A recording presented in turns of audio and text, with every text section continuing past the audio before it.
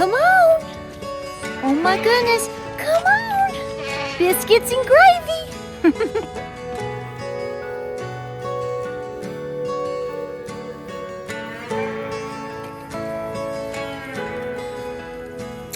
I think it's fair to say that I'm dreaming of summer.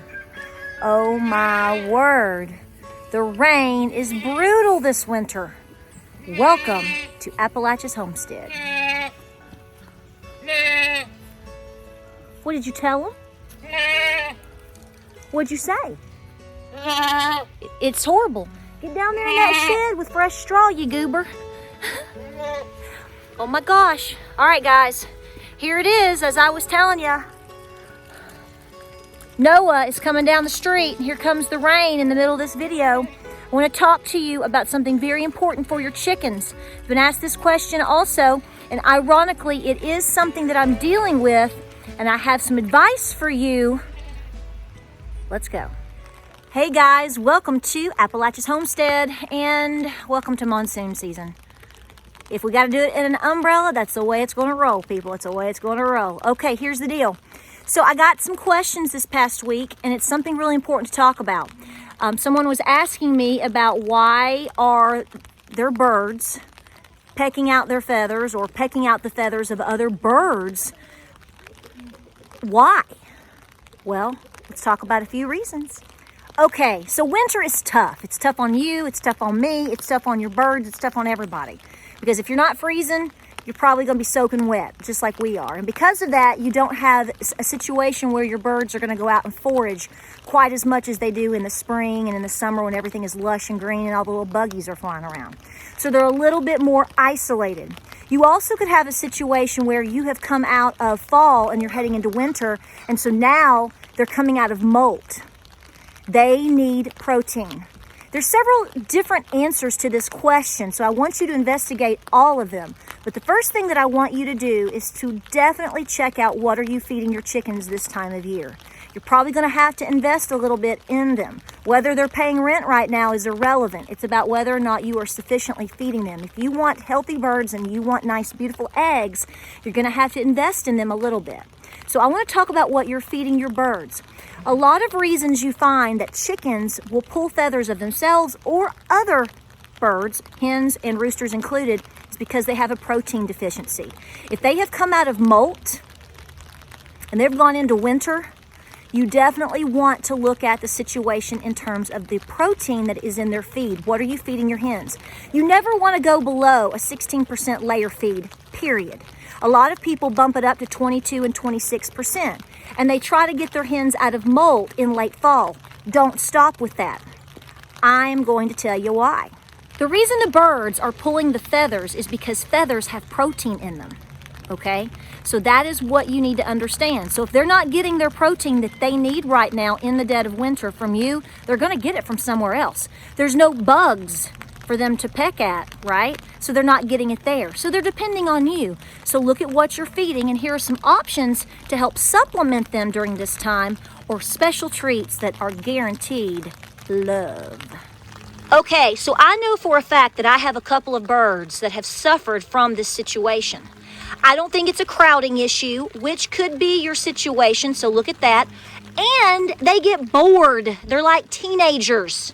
They're bored. There's less to do. But you want to look at least upping their protein, and there are several options, but here might be some that you have not tried or considered. Number one, turkey feed. Check that out. This is from Tucker Milling. It has a 30% protein. This is not going to be something that you feed all year necessarily. You could to your turkeys, but I would definitely look into this crumble by Tucker Milling or another option to up your protein. If you're down in the 16, 20, 22, this is a 30%.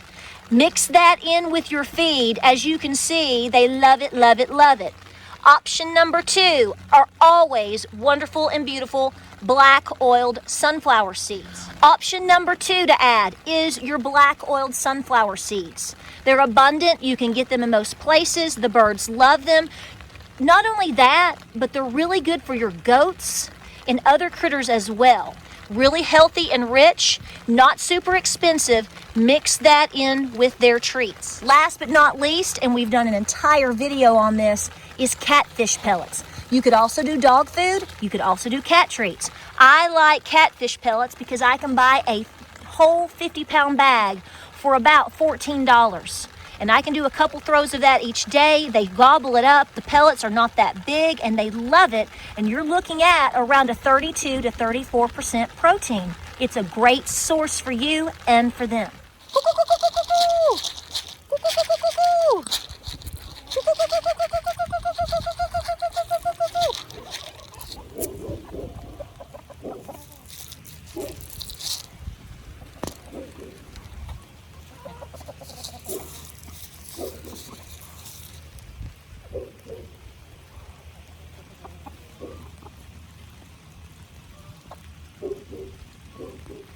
Now, I want to also mention the possibility of mealworms.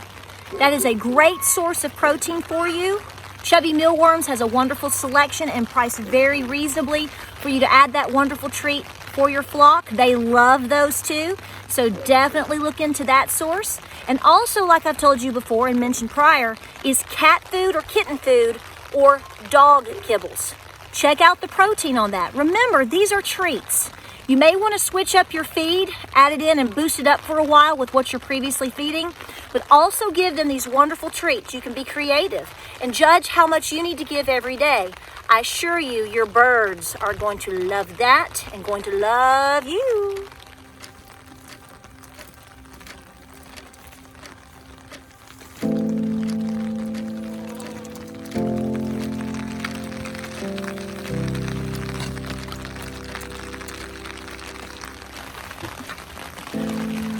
All right, guys, everybody looks pretty good.